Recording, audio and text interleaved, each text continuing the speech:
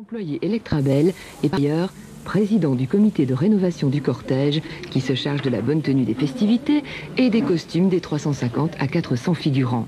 Les costumes sont reconstitués avec un souci d'exactitude historique, bien que l'uniforme de Bernard de Poth ne corresponde à aucun régiment de l'armée de Napoléon. On en fait, disons, quand on a construit les costumes, on a refait les costumes en 1976,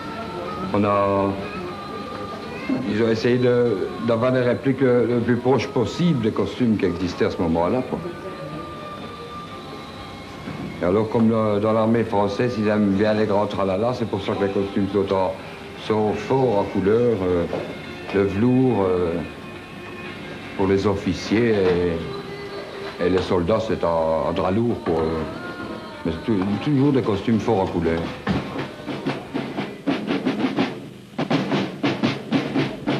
Les Bleus existent depuis le début du 19e siècle.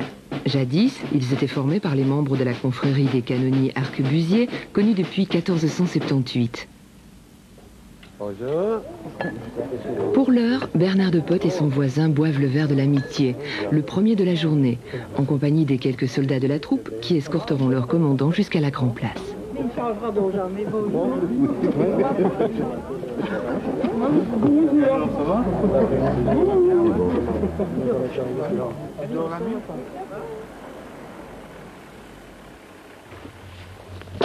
Janine, mon veston et mon col, s'il te plaît.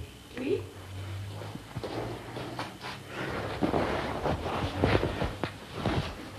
Ça, c'est l'uniforme officiel? Non, c'est pas mon col, chérie. Chérie, oui. Vous ne le mettez pas souvent?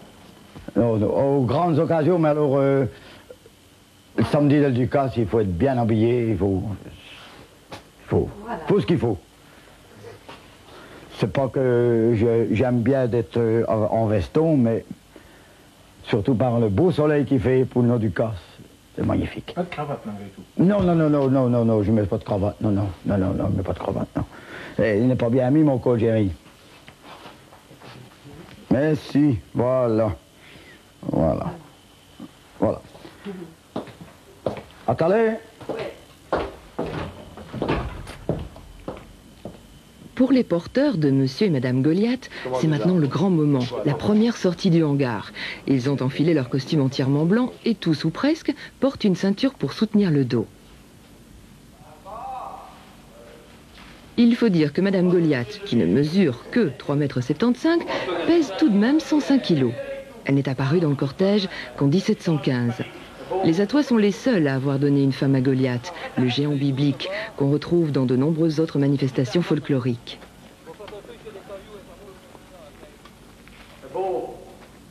Lui, il a 4 mètres de haut pour 120 kg. C'est sans doute la plus ancienne posture, comme on dit par ici, de la Ducasse. On est sûr en tout cas que le géant Goliath existait déjà en 1481. Les Atois le considèrent comme le protecteur de la ville. C'est au centre de celle-ci, sur la Grand Place, que se rendent maintenant monsieur et madame pour se placer au départ du cortège.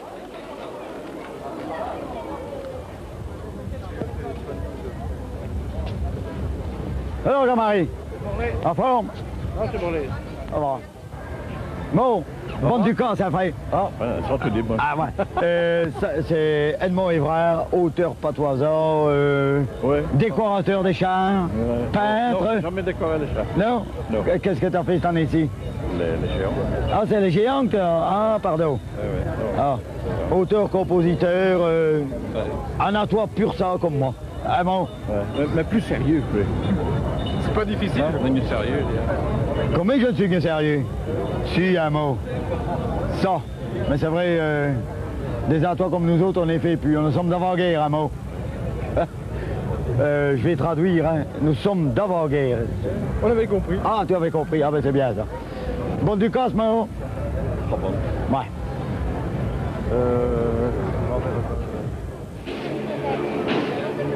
Guy Spitals, le ministre-président du gouvernement wallon, est atois de naissance. Il est aussi le bourgmestre de la ville et il participe aujourd'hui à sa 17e ducasse depuis qu'il a été élu à ce poste en 1976. Pardon, pardon, pardon. Ah, Bruno, bonjour. Les géants quittent la Grand Place. Direction l'église Saint-Julien, où ils seront mariés symboliquement. Ça va?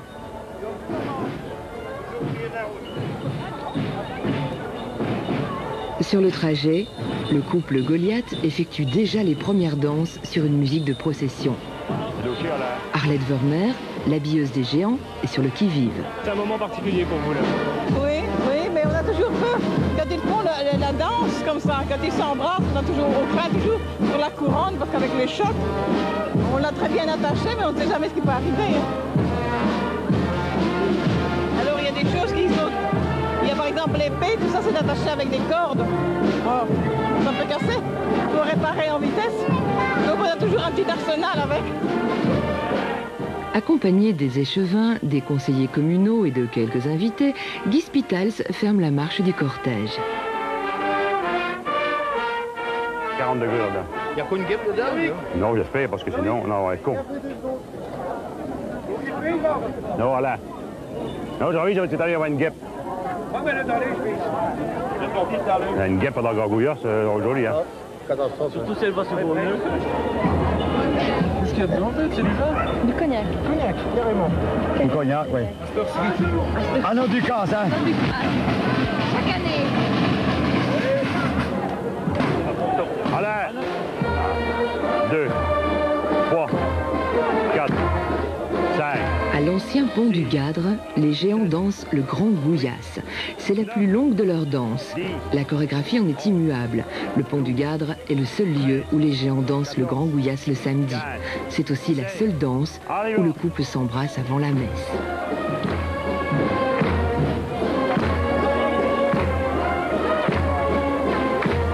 Allez! Embrassez! Lors de leur étreinte un peu brutale, la masse d'armes de Goliath entaille parfois la tendre joue de sa promise. Un lifting s'impose parfois pour rendre aux géants tout leur éclat. Sur le parvis de l'église Saint-Julien, les autorités ecclésiastiques accueillent les autorités communales et l'invité d'honneur, M. Éric Thomas, le ministre communautaire de la Culture et des Sports. Seul, le bourgmestre socialiste Émile Carlier a refusé dans les années 30, pour des raisons philosophiques, d'assister aux vêpres dites Gouillasses. Les vêpres sont le dernier vestige religieux de la Ducasse. À l'origine, les festivités venaient rappeler la consécration ou la dédicace de l'église Saint-Julien en 1419. Le terme Ducasse dérive en fait de cette dédicace. Chaque année, lors de ces vêpres, l'abbé Daillé, le doyen de la paroisse, revêt une lourde chape brodée de fil d'or et de soie sur velours rouge. Une chape qui date de la fin du XVIIe siècle. Exceptionnellement, cette année, le bourgmestre va prendre la parole dans l'église pour rendre hommage au roi Baudouin, à qui ces vêpres ont été dédiées. Après tant d'hommages rendus au roi Baudouin et tant de commentaires, nos concitoyens peuvent éprouver le sentiment que tout a été dit et aspirer à un peu de silence. Légitime préoccupation. Et pourtant, on permettra, pour la première fois depuis 17 ans, au bourgmestre de la ville d'Ath de s'exprimer brièvement devant ses concitoyens rassemblés dans cette église. Les porteurs et bien sûr les géants n'assistent pas aux vêpres.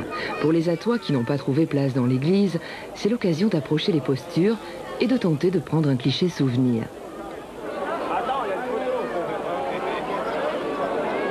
Allô, Bidou? Bien. Ah bon? Elle dit quand on le voit de loin, elle paraît blanche. De près, elle est magnifique, hein? Ouais. Mais la Roi-Dieu est une minette plus... Madame, Un peu plus ouais, rougeur, ouais, un je petit pense. peu de rougeur, ouais. À nous? Elle n'est pas l'autre, hein, madame? T'as pu? Moi aussi, mais ça me bouge bonne jamais. chance, Ça hein. fait... Sérieux, tant qu'il dort pour Bonne tourner. mère, t'as conduit. 61 ans, c'est plus démarché à terre. Pendant le cortège, le public sera tenu à bonne distance des géants par la police burlesque, composée de Magnon, des chevaux d'Iric et des hommes de feuilles. La tradition veut que Magnon, le diable, embrasse les filles. Au passage, il les enduit copieusement d'un mélange fait de noix d'Anvers et d'huile à salade, la seule recette qui tienne toute la Ducasse.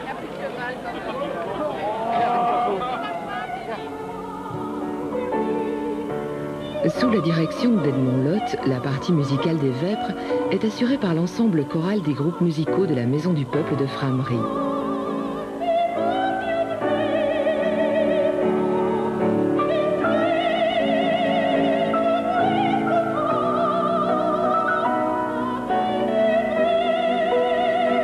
Symbole de l'église, la chasse de Saint-Julien est conduite vers le chœur en présence des anciens prêtres de la ville.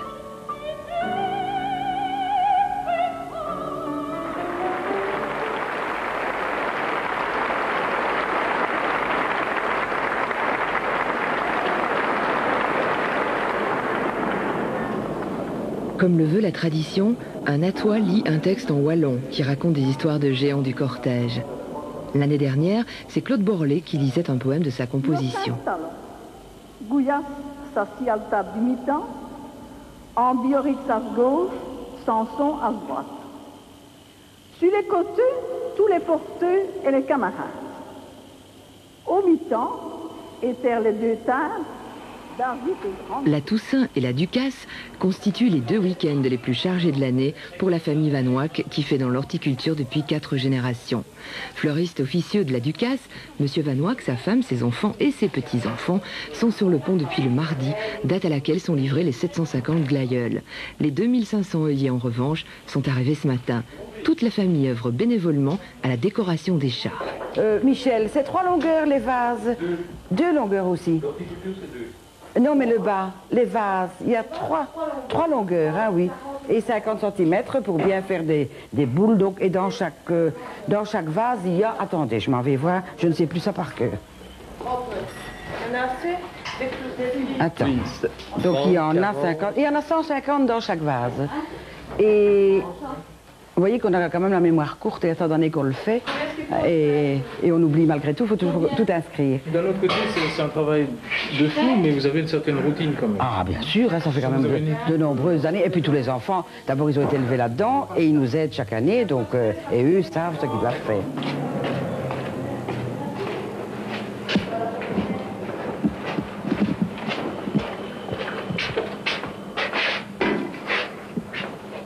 Vous avez l'idée du nombre de fleurs qui vont être utilisées là, ce week-end? Pas loin de 5000.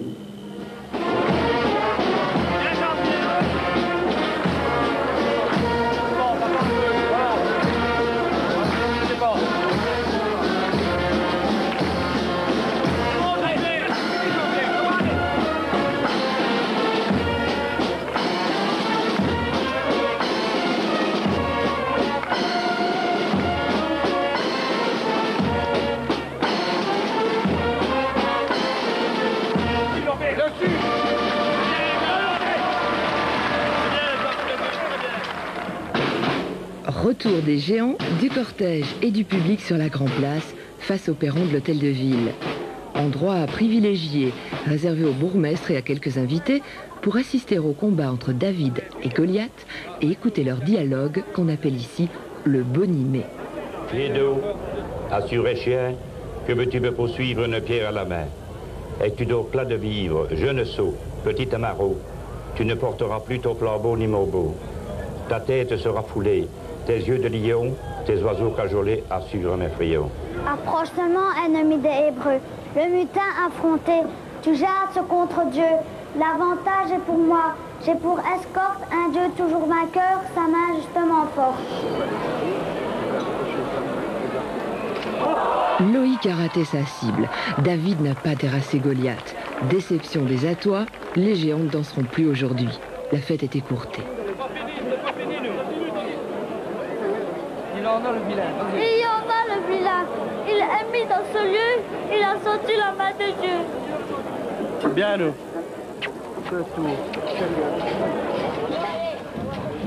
Eh, mon bisou. Allez, c'est tout. Allez, viens avec moi. Allez, viens.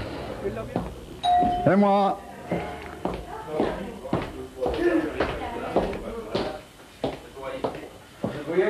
Et voilà le terre, les gars.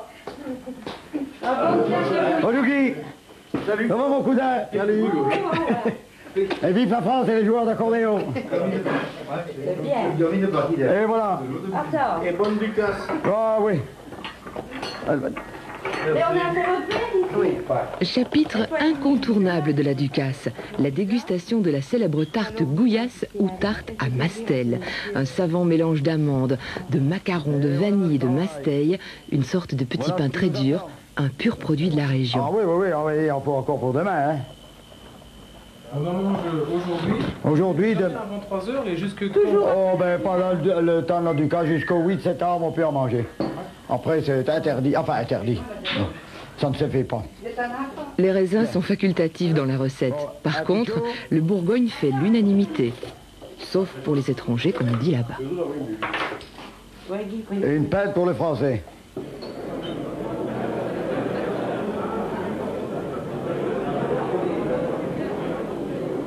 Réception officielle dans la salle des fêtes de l'hôtel de ville.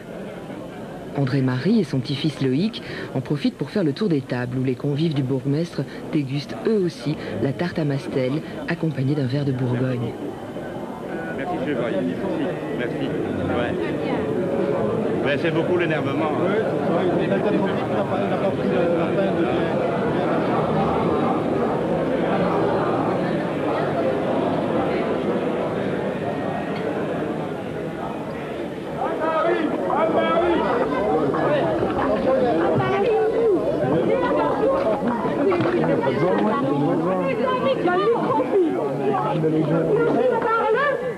Parce qu'un frère qui veut te gagner ton dirigeant de Bruxelles m'a dit qu'on ne fait pas de jeu de relance. Et nous autres, à toi, nous ne pouvons mieux chier ce bras ballard, tu sais. À Gazerne, les Hollandais nous sont plus mouteux. Ils sont venus chier bâtir les portes. C'est un l'union. Chose qu'il nous faut vite tout de suite. C'est à lequel les fusils et les canons à l'Archenaille et tout le monde à Bruxelles. À Bruxelles, mon pays, je dois la vie. Il me devra sa liberté. À mon sacré de la patrie, en nous l'audace et la fierté. À mon pays, je dois la vie. Il me devra sa liberté. Anne-Marie Leroy, dentelière à hâte, a mis le feu aux poudres. Les bourgeois, les artisans et les ouvriers carriers sont appelés à prendre les armes contre l'occupant hollandais. La révolution belge ne se fera pas sans les Attois et leurs canons. Ce groupe de révolutionnaires fut introduit en 1975 par le comité de rénovation du cortège. Le drapeau belge, aux bandes horizontales, est conforme à la réalité historique de 1830. Mais que le canon du Mont Sarrat ait été réellement envoyé à Bruxelles par les Attois reste encore une énigme à ce jour. À hâte cependant, personne ne doute.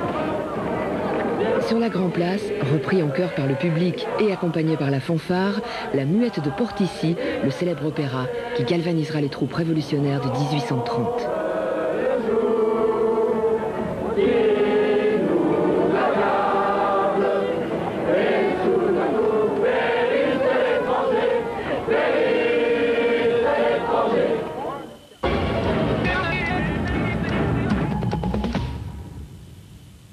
La Ducasse suscite une vraie passion auprès de la population d'Ath. Certains ne sont pas rentrés de la nuit, mais le matin, ils sont fidèles au poste. Le samedi était la journée de Goliath, le dimanche est celle des figurants du cortège, des groupes folkloriques et des chars. Les pompiers vont se charger du réveil, mais certains sont déjà au travail. Le fleuriste Van Ouack le raconte volontiers. À titre personnel, il préfère la pluie au grand soleil. Et ce matin, il est gâté, il pleut. Depuis 1975, il passe une bonne partie de la nuit du samedi dans ce hangar du zoning industriel. La décoration des chars s'apparente tout autant à une course contre la montre qu'à une prouesse technique. Un trou dans le bac, ça va, ça sera bien comme ça. Ah ouais. Ça, vous avez assez de fleurs là pour... Oui, ça va, c'est magnifique. C'est calculé d'avance. Ici. Vous avez réussi à dormir un petit peu depuis hier 3 heures. 3 heures. 3 heures. Parti se coucher à peu près minuit. 11h30, on s'est levé à 2h30. C'est la dernière ligne droite, là, une fois que les choses... Dernière ligne droite, à 10h c'est fini. 9h30 c'est fini. C'est malheureux s'il pleut très très fort comme ça, les fleurs ça va souffrir assez fort quand même. Bon, et je crois qu'il vaut mieux de la pluie que du soleil. Trop de chaleur. Comment?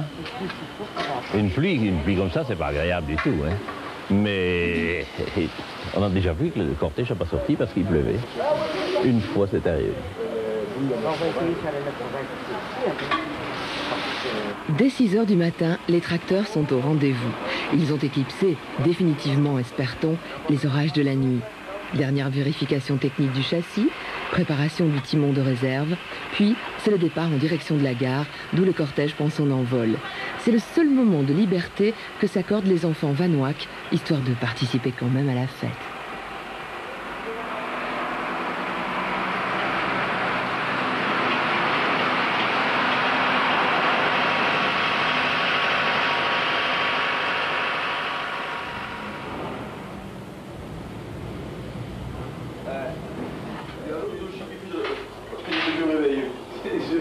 Le jour vient à peine de se lever, mais les pompiers ont bon œil. Le cognac qui agrémente le café ne sera pas de trop pour jouer du tambour.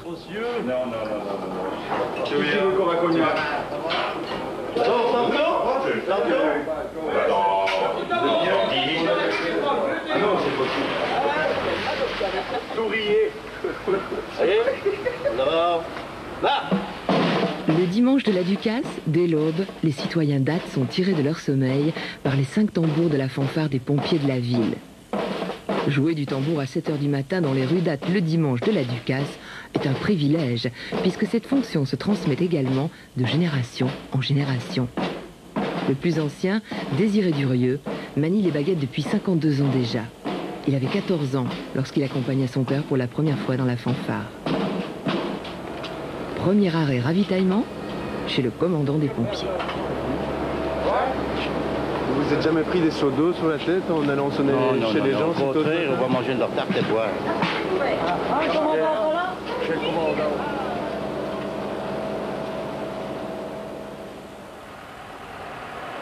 La gare est le point de rendez-vous des chars et des géants qui constitueront le cortège. On apporte la dernière touche aux décorations, on débarque les tambours et on attend les chevaux, les 26 chevaux nécessaires à l'attraction des 8 chars.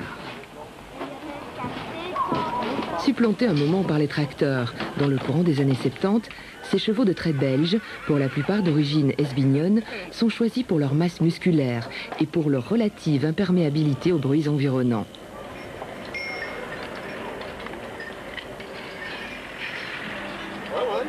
Jean Hayé est un habitué de ce genre de cortège. En fait, c'est le doyen des guides des attelages. Le mien, il y a 16 ans et les chevaux venaient déjà avant. Donc, parce que mes camarades est venu avec les chevaux, les miens, avant. Et puis, nous autres, on venait avec des nouveaux tous les ans. Tu vois? Et maintenant, c'est toujours les mêmes chevaux qui reviennent? Environ tous les mêmes. C'est une charge très importante, ces chars, quand même. C'est pas trop dur pour eux? Bah non, ils sont à 4. Hein. Ici, c'est le char de l'agriculture. Et ils sont à 4. Il n'y a pas de problème. Quand vous avez des chevaux qui veulent tirer, voilà, pas de problème. Ils peuvent tirer combien, à votre avis? Oh, vous savez, naturellement, il faut tirer tout le jour. Mais ce sont des chevaux qui savent tirer 2 3 4 000 kilos quand il faut. Hein. Sur le dur, hein. Ouais. Tournaise, ne va pas trop vite. Porter un géant n'est pas une mince affaire, surtout lorsqu'on débute et qu'on s'attaque au plus lourd d'entre eux, Ambiorix, 129 kg. Mais les pas peu assurés de ce jeune porteur sont guidés par un vieux de la vieille, Jean-François Masson, le président de la maison culturelle d'Ath, qui est aussi le chef des porteurs d'Ambiorix. Ne te casse pas. Ne te casse pas, c'est bien, allez. C'est bien. C'est la première pause. Hein. Allez, c'est bien.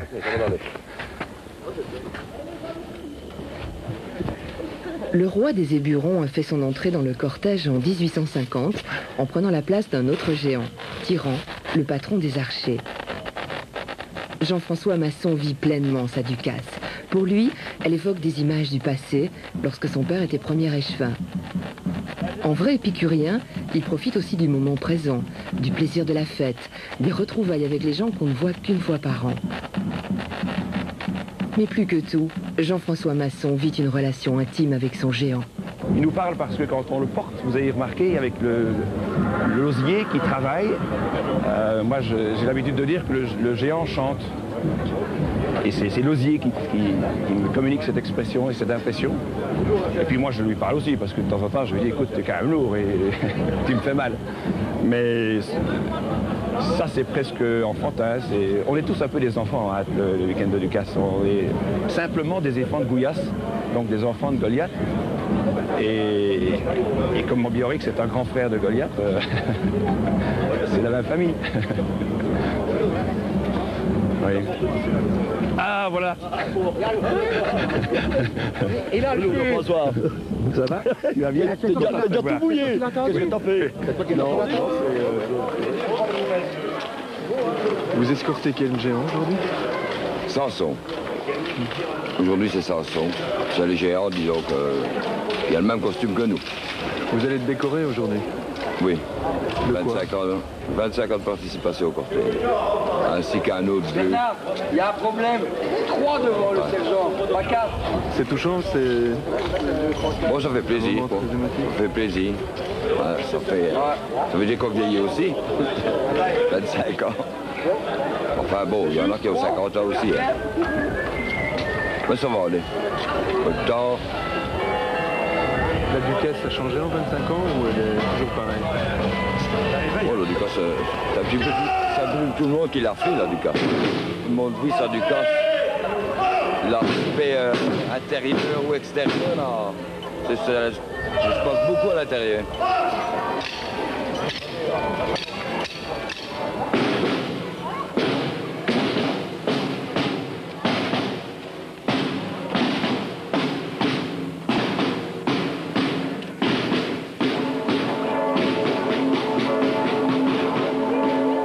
Il est 10h moins le quart.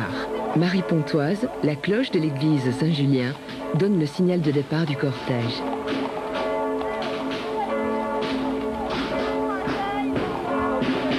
Les Bleus sont partis rejoindre le géant Samson, alors qu'à l'avant du cortège, en l'absence du bourgmestre, c'est le premier échevin qui épingle les décorations sur les torses, fiers et émus des Attois, qui fêtent leurs 10 ans, 25 ans ou 50 ans de Ducasse.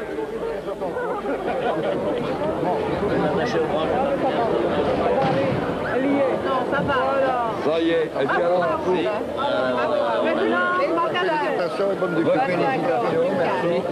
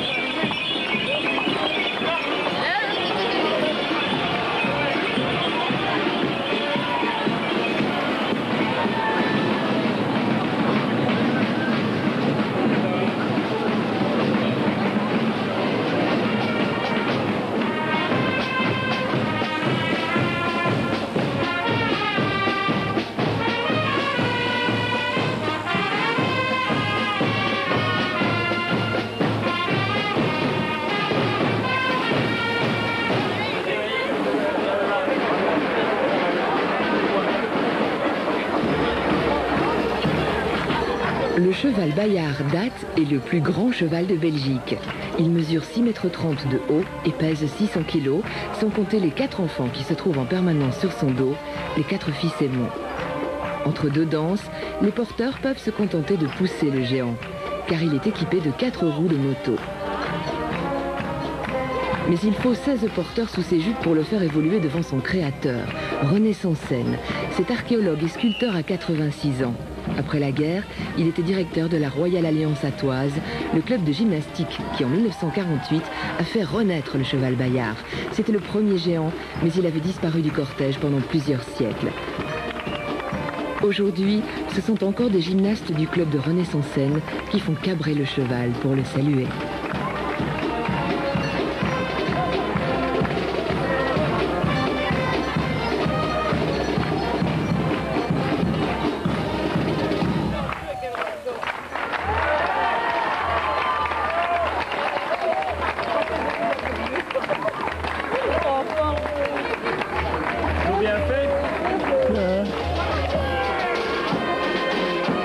Attesté depuis le XVIIIe siècle, l'aigle symbolisait sans doute le rapace de l'évangile de Saint Jean. Aujourd'hui, il est bicéphale, représente les armes de la ville et c'est le petit Emmanuel qui a l'honneur de le chevaucher. Un bon tremplin en quelque sorte puisqu'il existe une photo représentant le jeune Guy Spitals dans la même confortable position.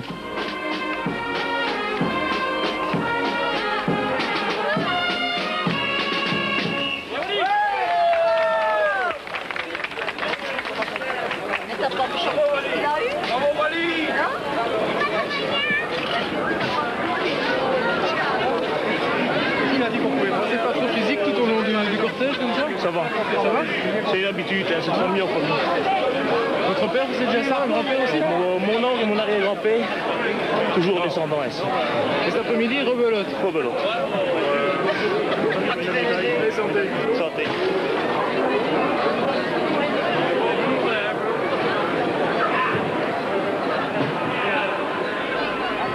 Comme chaque année, le patron de la friterie de la Grand Place vient susciter la convoitise du sauvage de la barque des pêcheurs napolitains. Son appât, un chapelet de cervelas. Le sauvage finit par l'attraper chaque année ou pas? Si, il l'attrape, oui. Et avant, c'était son père. Et son père, il mordait dedans et alors il crachait dans le... C'est vrai?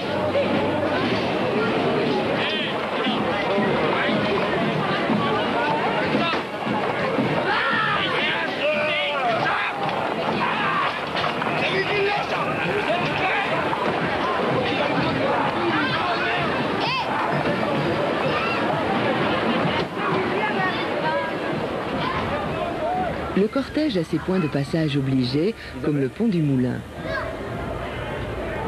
Je vais danser pour toi. Chaque année, Jean-François Masson offre la valse d'Ambiorix à une personne du public.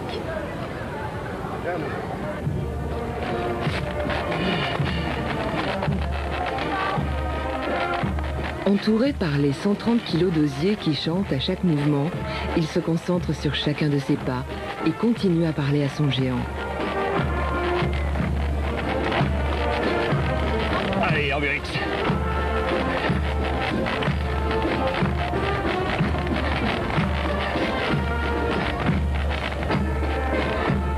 Impressionnant. Allez, vieux. On continue.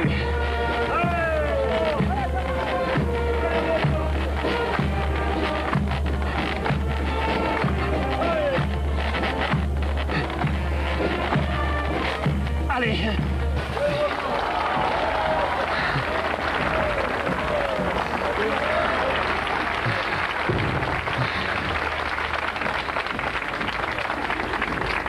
On casse. On lui casse. Merci.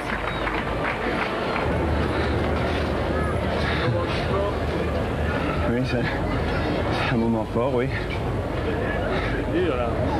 C'est dur. Mais c'est aussi un moment spécialement important pour nous. C'est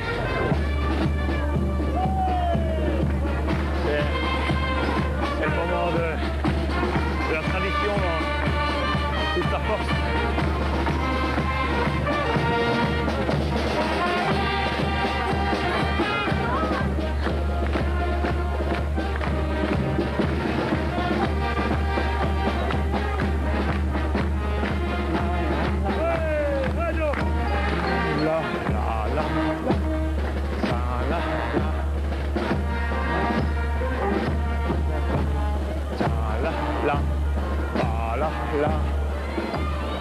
Les premiers chars arrivent en vue de la fin du parcours. Le cortège s'étend en fait sur près de 2 kilomètres.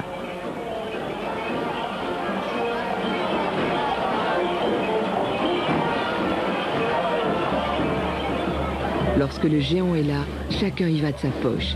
Même à la fin du cortège, on lance toujours des pièces. On glisse souvent un billet dans le tronc que présentent les enfants. Et bien sûr, chaque Attois a son géant préféré, qu'il soutient par des applaudissements et par une partie de ses économies.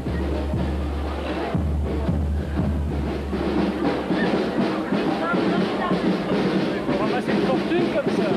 Oui. Je peux pas le dire, mais c'est une belle cagnotte. On sait ça mardi, quand on fait le compte. La commune nous paye aussi, elle nous donne notre ducasse en quelque sorte. Bon appétit. Et on a l'occasion de comptabiliser toutes ces sommes. Et c'est une bonne cagnotte pour faire la fête. Et on partage? Oui, on partage. Mais les pièces, ce sont les Américains qui ont amené cette tradition en 1945 après la guerre. Ils ont jeté des dollars sur la route. Et les Atois se sont dit, tiens, en fond, c'est un truc sympa. Ça peut être un... Salut. Oui, très bien. Ça peut être une tradition, quoi. Oui. Salut. Tu as une magnifique bécane, cher ami. Ça va? Philippe? Je l'ai fait trop dur hier. Ah, t'es rentré à quelle heure? Je sais pas. Ah, tu sais pas. Moi, je suis rentré, il était minuit et demi, mais on a rebu du Bourgogne à minuit et demi, donc jusqu'à 2 h du mat, avec de la tarte. Alors ce matin, j'avais les Bruxellois chez moi. Ce matin, il fallait donc déjeuner, quoi, avec du Bourgogne et de la tarte à Mastel. Les Bruxellois m'ont vraiment pris pour un personnage très particulier. Non. Seul intrus de marque dans cette galerie de portraits à toit, le mannequin Peace fait pourtant un peu partie de la famille. Depuis une dizaine d'années, en effet, Claude Borlet a pris l'habitude de le subtiliser au patron du Café La Nation afin de le revêtir d'un costume plus couleur locale. Cette fois, ce sont les pêcheurs napolitains qui sont à l'honneur. Pour la première et la dernière fois, puisque La Nation va changer de propriétaire. Il faut que certaines traditions disparaissent pour que d'autres voient le jour.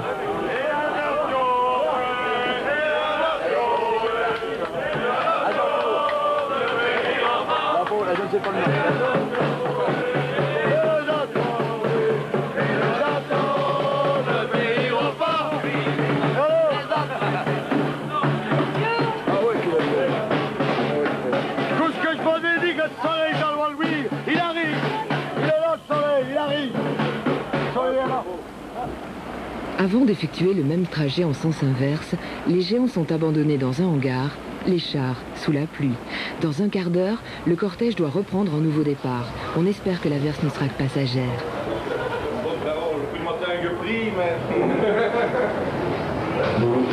C'est pas le bon gentil de seulement lui donner un coup de fil, mais il va faire bon. Hein. Maintenant, toi, reste-toi, il va faire bon. Allez voir, 3 heures, c'est fini depuis.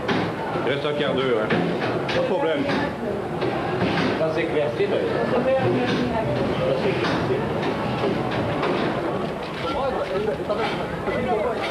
Avec quelques minutes de retard sur l'horaire prévu, les géants quittent le hangar sous lequel ils étaient abrités. Les vannes célestes se sont refermées, mais prudents, les porteurs de l'aigle ont préféré revêtir leurs géants de plastique. Plus téméraire, Ambiorix sortira sans protection. Parce qu'on doit respecter la danse traditionnelle au pont du Moulin. Et là, on ne peut pas le faire avec des plastiques. Et donc, on mettra après. Après, au pont du Moulin, on mettra le plastique.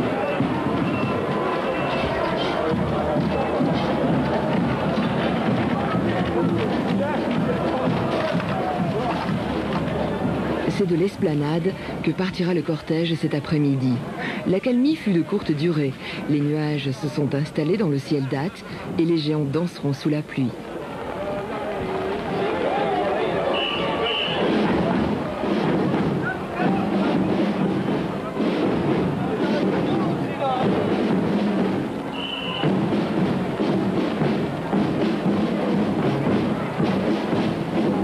Mais les Atois gardent le moral. Seuls les purs et durs et les convaincus sont restés. Les visiteurs extérieurs ont quant à eux déserté les rues de la ville. Oui, jusqu'à la fin. On est à toi ou on n'est pas. Pas trop froid? Un petit peu, mais ça n'est pas grave. Ça n'est pas grave. On aime bien. On est allé vendredi, on est allé hier. Aujourd'hui. Et demain, au lit? Non, demain, les géants voyagent encore dans nos rues, hein. C'est le divorce demain. Situation périlleuse pour Saint-Christophe, l'échassier originaire de Fleubec, mais à toi depuis cette année, obligé de trouver son équilibre sous les rafales de vent. Et alors? On est tout seul? Ben oui, tout mon régiment est parti. Il pleut. C'est le déluge. Seul échappatoire pour les fanfares, les bistrots de la Grand Place ou les auvents des baraques foraines. Une véritable débâcle. Le cortège s'est éparpillé dans toute la ville. L'averse est devenue tornade et on s'attend à une décision des autorités communales. Commandant, qu'est-ce qui se passe? J'entends pour le moment la décision du bourgmestre qui est en train de prendre une décision à savoir si on va s'arrêter ou pas. Mais à mon avis, on va s'arrêter. Parce que le matériel souffre terriblement. Le matériel, Et ça présente quand même un certain danger. Il faut bien imaginer qu'on a ici des chevaux sur le tarmac, c'est glissant. Il ne faut pas non plus risquer d'accident. C'est déjà arrivé qu'on arrête? Terminé, voilà. La décision est tombée, on arrête. De toute façon, il faut bien se dire que ça n'est pas possible. D'abord, il n'y a personne, les gens ne savent pas rester. Vous comprenez, je viens de vous dire, le matériel. Les autorités communales ont donc tranché. Le cortège n'ira pas plus loin. Du jamais vu dans l'histoire de la Ducasse. Certes, en 1906 et 1946, les géants et les chars étaient sortis des hangars avec une semaine de retard en raison des intempéries. Mais jamais les atois n'avaient été arrêtés en plein élan. Tous ne s'arrêtent pas d'ailleurs.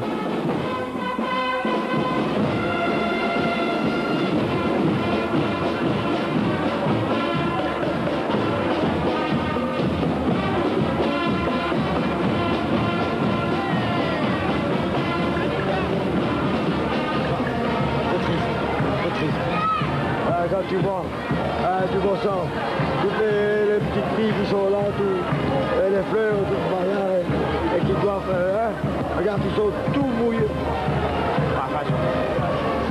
C'est comme ça, faut faire avec. La décision d'arrêter le cortège a été prise pour sauvegarder le patrimoine.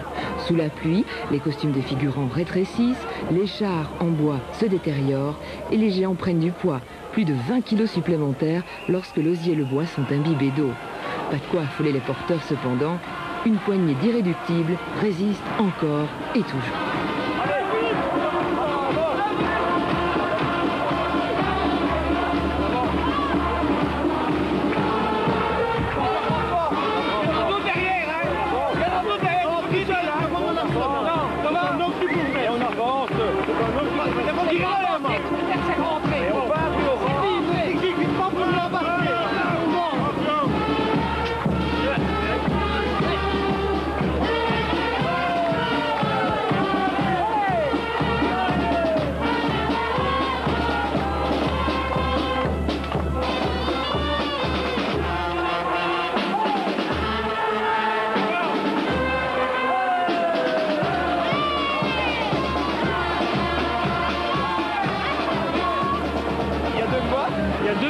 Qui s'opposent.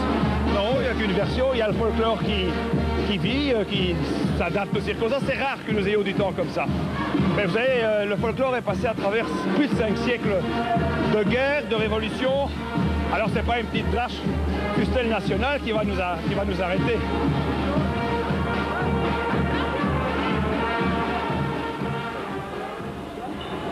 Dieu n'a pas fait de cadeau aux Atois cette année. Et seuls, Ambiorix et les Goliaths osent encore affronter sa colère.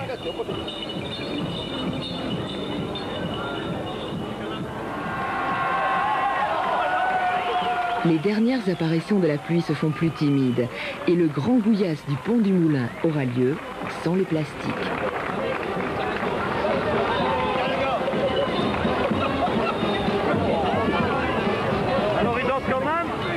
Bien sûr qu'ils vont danser.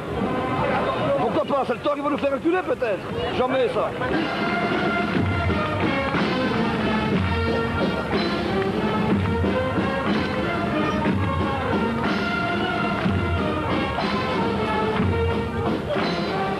Ce n'est pas encore cette fois que les éléphants de Gouillasse seront orphelins de leurs géants.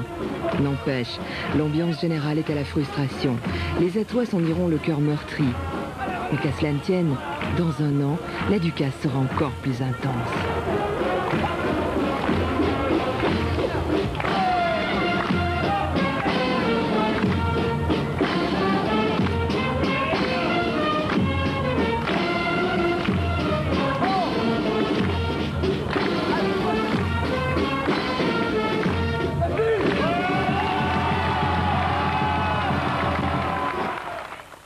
Malheureusement, la pluie était au rendez-vous et a sérieusement perturbé la Ducasse, mais cela aussi fera date dans la chronique de la ville. Et puis pour les Attois un peu frustrés, les géants feront un dernier tour le lendemain. À bientôt, très bonne journée à tous.